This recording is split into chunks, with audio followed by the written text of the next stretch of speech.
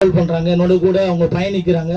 அவங்களும் நம்முடைய உடைந்தவரை உருவாக்கும் அறக்கட்டளை சார்பில் என்ன காரியங்கள் நடக்குது என்பதை அவங்களும் இந்த வேலை கூட நம்ம இதில் பகிர்ந்து கொள்வாங்க.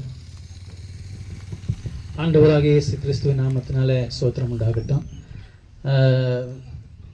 பாஸ்டர் ஆபிரகாம் ஐயா எனக்கு ஒரு 4 வருஷமாக ரொம்ப நெருக்கமான ஒரு நண்பராக இருக்கிறாரு. அவரோடு கூட நண்பராக இருக்கிறதுனால ஊழியர்களாக நாங்கள் ஒரு ஐக்கியமாக இருக்கிறோம். அப்படி இருக்கும்போது ஐயா இந்த சோசியல் சேவையை செய்துட்டு வராங்கன்றது தெரிஞ்சு அவரோடு கூட சேர்ந்து நாங்கள் நிறைய சேவை பண்ணிட்டு வரோம். கூட நாங்கள் பார்த்தீங்கன்னு சொன்னால் இந்த பக்கம் புலம்பாக்கம் பகுதியில் ஒரு தோன்வழி காப்பகம் இருக்குது. அங்கே நாங்கள் அடிக்கடி போயிட்டு அங்கே நாங்கள் இந்த மாதிரி பொருள் உதவிகள், துணிமணி இந்த மாதிரிலாம் நிறைய கொடுத்துருக்குறோம். அதேமாரி அம்மா பேசினாங்களே, அவங்களுக்கு நாங்கள் நிறைய தடவை போயிட்டு ப்ரொவேஷன் வாங்கி கொடுத்துருக்குறோம், பார்த்துருக்குறோம். இது மாதிரி அனாதை பிள்ளைகள், அதாவது தாய் இருந்து தகப்பன் இறந்துட்டு ஒரு வீடு இந்த பக்கம் கூவத்தூர் சைடு, அது அங்கே வீடு இல்லாத பிள்ளைங்க ரொம்ப அவஸ்தைப்பட்டுச்சு.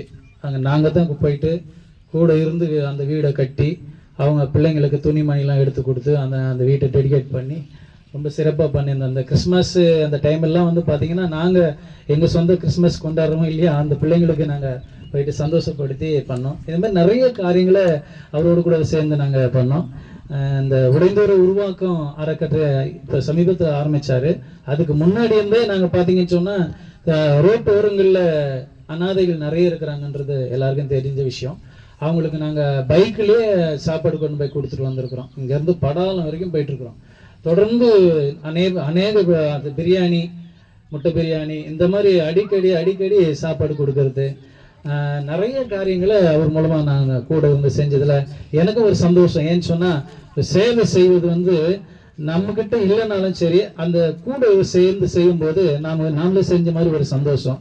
அப்படி ஒரு சந்தோஷத்தையும் அப்படி ஒரு வாய்ப்பையும் ஐயாவோடு சேர்ந்து நான் செஞ்சதில் ரொம்ப சந்தோஷப்படுறேன், மகிழ்ச்சியாக இருக்குது. இன்னும் நிறைய செய்வாங்க. நிறைய பேருக்கு பிள்ளைகளுக்கு படிப்பு செலவுக்கு பார்த்தீங்கன்னு சொன்னால் பணம் இல்லாத டைமில் உதவி செய்திருக்கிறார். இப்போ சமீபத்தில் எனக்கு கூட ஹாஸ்பிட்டலில் நான் அட்மிட் ஆகிருந்தேன். ஐயா யார்கிட்டையும் சொல்லி எனக்கு பணம் உதவியை வாங்கி கொடுத்தாரு. அது மூலமாக நான் என் உடம்பை கொஞ்சம் பார்த்து இப்போ சரியாயிட்டு வந்திருக்கிறேன். அந்த மாதிரி நிறைய பேருக்கு, நிறைய ஊழியர்களுக்கு, நிறைய விடவுகளுக்கு, அநாத பிள்ளைகளுக்கு, இல்லாதவங்களுக்கு, இந்த மாதிரி சிறுவர்களுக்கு நிறைய உதவிகளை இந்த அறக்கட்டளை சார்பாக செய்து வர்றாரு.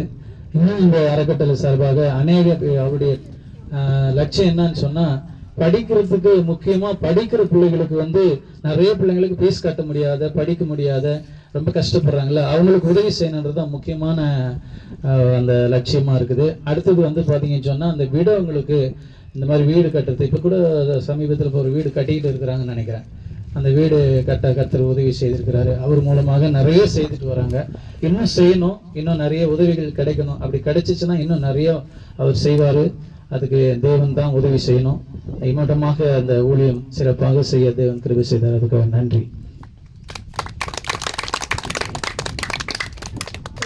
அனைவருக்கும்